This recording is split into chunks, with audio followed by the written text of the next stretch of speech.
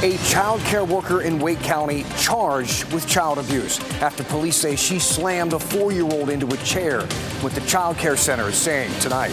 Jackson police are searching for a missing woman and her 3-year-old son, last seen in Northampton County. Coming up, what we know about her disappearance so far and where the police investigation stands at this time. I'm tracking rain and storms this evening and overnight, what your town could see and when. And the area we're closely watching in the tropics and when it could impact the Carolinas. Right Now, breaking news from WRAL. Coverage you can count on. Right now at 7, we begin with breaking news. A 5-year-old child was hit by a car in a Target parking lot in Wake County. Thanks for being with us here on this Monday night. I'm Ashley Rowe. And I'm Dan Haggerty. It happened at the Beaver Creek Commons Shopping Center that's in Apex. Our Brett Neese just arrived at the scene in the WRAL Breaking News Tracker. Brett, give us an update. What can you tell us? Dan and Ashley, still a very active scene behind me. It only happened about an hour ago here in the Target parking lot of the Beaver Creek Commons Shopping Center. I'm going to step behind the camera and show you a little bit of what this scene looks like. Plenty of Apex police officers and a lot of crime scene tape surround this white SUV here in the middle of this exit row right there in the middle of the parking lot. See a couple of the police officers over here. There was one that just had a drone up in the air a moment ago. They did just take that down as they work to survey the scene, gather all the necessary evidence that they need to determine exactly how this happened and if anyone is to blame and with any charges will come of this. We're working to learn that 5-year-old, how they are doing. Their condition at this point is still unknown. We do have some first responder radio traffic of what the moments shortly after this happened were like. This is from Broadcastify. Take a listen. So we have a child that was struck by a vehicle. Still getting further information. Not pinned, but underneath the vehicle, per my third-party caller. And so we're working to learn exactly more information, exactly how this happened. This just happening and unfolding an hour or so ago here at the Target parking lot. I'm going to talk to some people that are here in the parking lot and gather some more information as well as from Apex Police and keep you updated. Live in Apex, Brett Neese, WRAL News. And this is Brian Schrader in the WRAL Live Center. In the past 10 minutes, the New York Times is reporting that Governor Roy Cooper has withdrawn his name from consideration to be Vice President Kamala Harris's running mate this year. This is the story just posted on the New York Times. According to the Times, there is no immediate reason why he's taken himself out of consideration. No comment from the Harris campaign and no comment from Governor Cooper's people at this point. Of course, we're working to confirm all of this independently with our NC Capitol team here in the WRAL newsroom. New York Times does say, quote, two people with knowledge of the process saying that Vice President Harris has vetted about a dozen potential running mates and has narrowed the list to 5. Wow, that's a significant development, yeah. A Wake County Child Care Center employee is accused of assaulting and abusing a 4-year-old. This woman worked at the Cornerstone Learning Center. That's where she's accused of slamming a young child onto a chair and squeezing the child's cheek so hard it caused bruising. WRAL's Chelsea Donovan is hearing from the director of that center and explains where the investigation stands. This afternoon, I received a statement from the Learning Center director. She said Ramona Fiorello was terminated after she was arrested on Friday. However, one parent wrote in and says she believes this was an isolated incident and that Fiorello has an exemplary record. This is Ramona Fiorello posing with young preschool-aged children. Pictures posted on the Cornerstone Learning Center Facebook page. But the 68-year-old child care worker was arrested on Friday, accused of assaulting a 4-year-old and misdemeanor child abuse in this child care facility on Fayetteville Road. Warrants state Fiorello forcefully picked up the child, slamming the child onto a chair and squeezing the child's cheeks, causing bruising. And that physical injury inflicted caused bruises on the cheeks and was inflicted by other than accidental means. The director told me today that Fiorello had worked as a preschool teacher here for 7 years, but has since been terminated. In a statement, Director Savannah Ray said, "Our mission at Cornerstone Learning Center is to provide a warm and caring environment, provide nurturing classrooms for early childhood education, and promote healthy development. This one-time one-time incident at Cornerstone is being treated in earnest by staff, directors, and owners. Our first action taken was immediate termination of the teacher in question from Cornerstone Learning Center. We went to Fiorello's home today in Clayton to try to talk to her about the charges, but she didn't answer the door. Fiorello is due back in a Wake County courtroom in August. She was given a written promise to appear. In Wake County, Chelsea Donovan, WRAL News. Been a mess downtown nearly 6 hours later, and that intersection of McDowell and Davie Street right in downtown Raleigh remains closed. This after a gas leak there. Crews from Dominion Energy capped the leak around 5 o'clock this evening. Officials saying, though, it was inadvertently caused by a construction crew that was working in the area. A nearby Wake County office building was evacuated because of a precaution.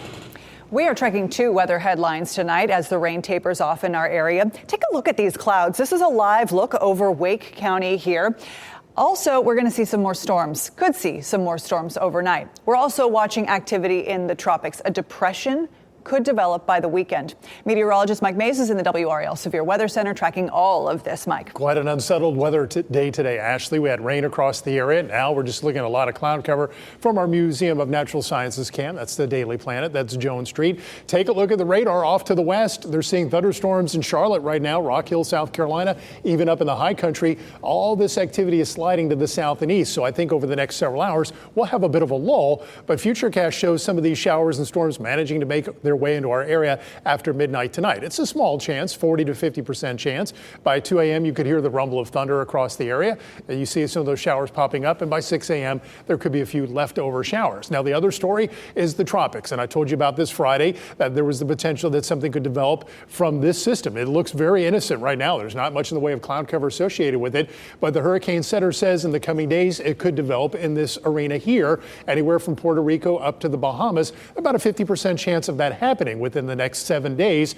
There are 2 schools of thought. The European model carries the storm up across the southeast coast. The American model carries it into the Gulf of Mexico. We have to watch it closely because if this possible scenario pans out, we could be watching something making its way toward us at the end of this weekend and early next week. Now, coming up in less than 15 minutes, I'll track it with the European model to show where it could go. Ashley? All right, Mike, thank you. Right now, officials are searching for a missing 26-year-old woman and her 3-year-old son. It has been nearly 3 months now since family last saw Shabrina McKee. As WRL's Heidi Kirk reports, the case has left a whole community with questions. It's not easy for Markina Robinson to look at pictures of her friend Shabrina McGee. For nobody to hear from her is odd. It's been almost 3 months since McGee and her 3-year-old son went missing in Jackson, leaving her friends and family with questions. I call her every day. I call her phone. I call her messenger, her Facebook messenger every day just to see if she's going to pick up. Jackson police tell us McGee and her son were last seen by family in May when she was living on Atherton Street near downtown Jackson. 1 month later, they filed a missing persons report, launching an investigation. The Jackson police chief says that her department, along with several other law enforcement agencies, canvassed the area back on July 20th looking for McGee and her son. On the phone, the Jackson police chief tells us she's following some leads and potential sightings of McGee and her son. She also tells us McGee has been entered into a missing persons database. Robinson wakes up every day, hopeful that her friend will be found. I just want them to be okay. I just want them to be safe. Heidi Kirk, WRL News, Northampton County. It goes without saying anyone with any information about Shabrina McKee or her son or their whereabouts, please contact the Jackson Police Department. The Durham woman charged with abducting her son was in court for the first time today. Mariah King set off a day-long manhunt and an Amber Alert when police say she took her son from a home on Benjamin Street. WRAL had the only camera in the Durham County courtroom today, as you see here, where her bond was kept the same. The judge pointed to the fact that King has past parole violations. King was emotional when the prosecutor argued, and the judge agreed that she can have no contact with her son. Outside investigators were allowed inside NC State's Poe Hall today. They want to better understand the source and amount of cancer-causing PCBs in the building. WRAL's cameras spotted crews putting on protective equipment before heading into the building this afternoon. The testing comes after a settlement between NC State and a former graduate student battling leukemia. The university did 2 rounds of their own testing, but has been criticized for not being thorough enough. Employees and students hope the new testing will explain whether the chemicals in the building are connected to more than 200 cancer cases reported to WRAL.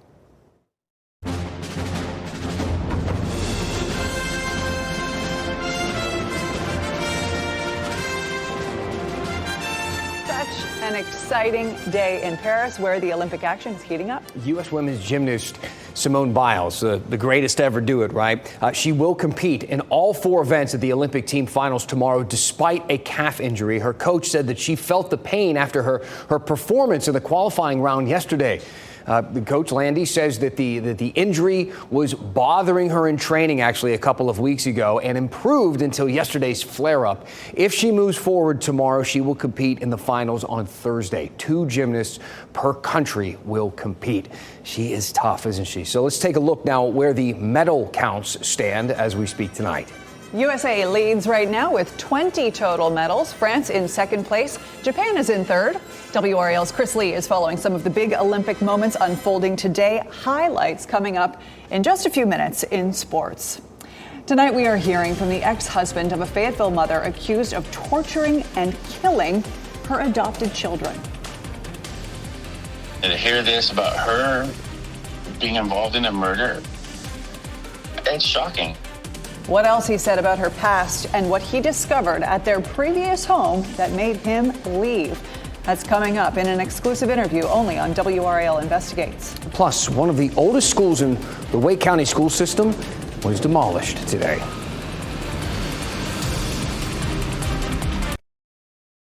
New tonight and only on WRAL. For the first time, we are hearing from the ex-husband of Avante Devon. She's a Fayetteville mother charged with murdering and hiding the bodies of 2 of her adopted children, Blake and London Devon.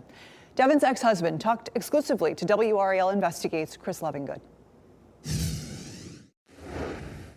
Tyson Alvarez only consented to have a small portion of our interview recorded for broadcast. And in that portion that we're about to play, he explains a strange incident that made him see Devon in a new light. It's very shocking. I'm not sure what to believe anymore. Tyson Alvarez married Avante Devon in 1996 in Clark County, Nevada, a Las Vegas wedding.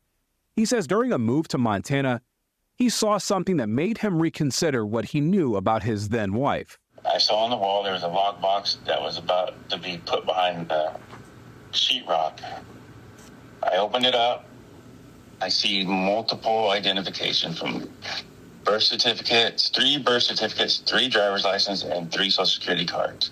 3 different names. Alvarez says that he saw Avante Devon's picture on different IDs under those 3 different names. But that's what got me after all the years of not telling me the truth and never being forward or telling me anything about her past. I got up and walked out the door with the clothes on my back. Avante Devon and Tyson Alvarez divorced in 2006. And years after that, just months ago, Alvarez says that he learned about his ex-wife being accused of murdering her later adopted children, Blake and London Devon. And to hear this about her being involved in a murder, it's shocking. Alvarez left Devon years before she adopted her children in North Carolina, but he tells me she was always worried about sharing information, avoided having her photo taken, and he at one point felt like she was lying to him. For WRAL Investigates, I'm Chris Lovingood. Just an incredible development, Dan. You can find more of our extensive reporting on this story on the website, WRAL.com. To this demolition here that began today at Swift Creek Elementary, the school there on Tryon Road, will undergo a major renovation. Swift Creek will be bigger when it's redone to meet some new curriculum standards. School operations will move to a space off Timber Drive during the renovations. So the school was constructed in 1992. We are planning a new facility here. The capacity will be about the same, but it will be a modern structure with all the amenities that we put in modern day schools. The new and improved space is scheduled to reopen in 2025. Here in the WRAL Live Center, I have some video you have to see of a tornado that went through Murfreesboro, Tennessee earlier this afternoon, only about 3 hours ago. This is video from Middle Tennessee State University of this apparent tornado, and take a look at this equipment trailer as it just gets thrown around there. There is some damage reported there on the Middle Tennessee State University campus, some trees down. There's some power outage. Thankfully, no injuries reported with this, but man, that is some incredible video to see there. Meteorologist Mike Mays in the WRAL Severe Weather Center. Some of us saw a nice little soaking this afternoon. Yeah, Pittsburgh had up to an inch of rain, Brian. At RDU, only about 0.03 of an inch of rain, so not everybody saw a good amount. Out there right now, all is quiet, but I'm watching these thunderstorms to the south and west towards Charlotte and upstate South Carolina. It is quite possible, and the high-resolution models are showing this, that a few of these could make their way into the area after midnight tonight, especially this activity across the high country. So if you hear the rumble of thunder overnight, do not be surprised. About a 50% chance of rain at 1 a.m. through about 4 a.m. And for the morning commute, if you're an early commuter, there could be a small chance for rain. Kat Campbell will be in tomorrow morning for Elizabeth Gardner, and she will show you anything on the live dual Doppler 5000 radar. A lot of folks have been reaching out and saying, where is Elizabeth? Where's Elizabeth? She's on vacation. She'll be back on Wednesday, so don't fret. She'll be back on the air soon. Okay, so let's take a look at the WRAL Live Cam network. Chapel Hill, we got cloudy skies, Fayetteville as well, Durham, and over toward the Museum of Natural Sciences. 77 was the high at RDU, 75 right now, 78 at Fayetteville, 76 currently, 76 at Rocky Mount. So we have a warm evening in progress. Was not hot today, but tomorrow with improved sunshine, we should see some warmer weather. Now there's a little surface trough that helped develop thunderstorms today across Tennessee. They're into Georgia and Alabama too. Now tomorrow we have a small chance for some thunderstorms, about a 40% chance during the afternoon. And then by the time we get to Wednesday, probably won't see a whole lot. And then into the coming weekend, rain chances will increase. We're watching the tropics as well. There's about a 50% chance this could become a tropical depression over the next 7 days. Nothing really forming right now. It's probably not going to be until it gets to the Bahamas that it will form. Now, the models are going to have a hard time initializing off of this because there's no surface circulation. So pretty much what I'm showing you right now could change by the time we get to the weekend and early next week. So don't hang your hat on this specifically. But by the time we get to Saturday afternoon at 2 o'clock, that's what the European model shows. It develops, heads up the Florida coast, and then perhaps eventually making its way towards South Carolina. Again, don't hang your hat per se on this forecast because the American model carries it into the Gulf. We will watch it for you. Keep checking back, and we'll certainly have updates. So storms possible after midnight tonight. Lows in the upper 60s to low 70s with 71 here in Raleigh, 72 Fayetteville. And then for tomorrow, storms are still possible with upper 80s to low 90s. We should have partly cloudy skies in the afternoon after a morning overcast. 7-day forecast. A big ridge of high pressure builds into the upper 90s Thursday and Friday as rain returns to the forecast this weekend. The high temperatures draw back. Rain chances go up to about a 50% chance Saturday night, 50% Sunday and Sunday night, 50% on Monday. So what we'll call this a quick bake over the coming days, and it's quite possible by Friday our heat index value could range from 105 to 110. Probably, Dan, we'll see heat advisories. Now look who's back. The hot weather returns. Mike, thank you. Chris Lee is here. So a lot of fun stuff to talk about in sports. Yeah, outside of the Olympics, it's still kind of hot and heavy in the sports world. A couple of local professional stars are staying put in the triangle. It's a big news day in sports. After the break, you can't spell Canes without Natchez. Why the announcement of today's deal is a smart deal on both sides, according to Adam Gold. And an update from the Olympics. That's next in sports.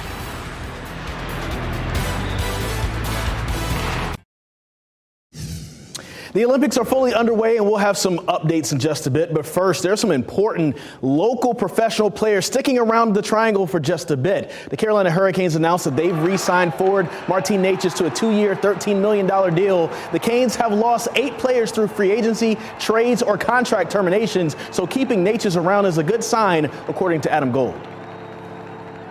And yes, the Hurricanes, in the middle of this year, could move Natchez.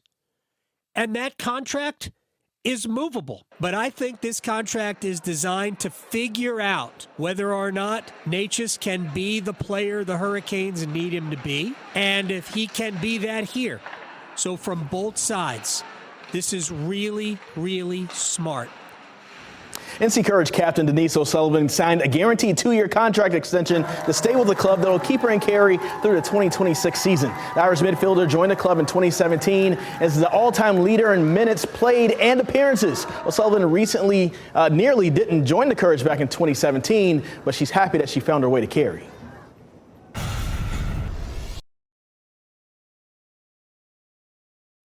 No, I couldn't. I didn't imagine that ever. Honestly, I was on the way to Germany back in after Houston. I was about to go to Germany, and the Courage called to come here. And look, it's been the best thing that has ever happened to me. It's been a phenomenal 7 years here. Love to see it. Former NC State swimmer Catherine Burkhoff has a chance to walk away from the Olympics with a medal after qualifying for the 100-meter backstroke final. This is video from her at NC State. The Team USA swimmer finished with the fastest time on the heats Monday morning and third fastest time in the semifinal on Monday afternoon. Her father, David, won 4 medals as an Olympian. The 100-meter backstroke was his main event. Burkhoff races in the final Tuesday afternoon.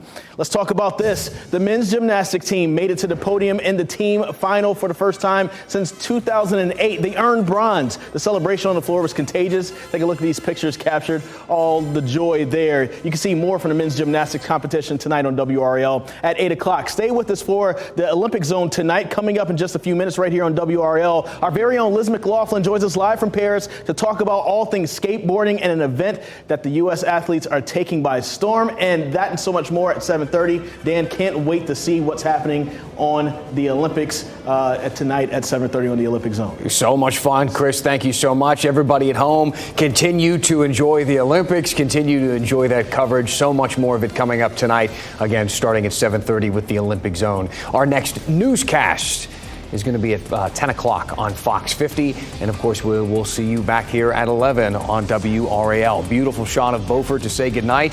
Have yourself a good one. We'll see you a little later tonight. Keep watching WRAL News over the air Channel 34 and Spectrum Channel 1257.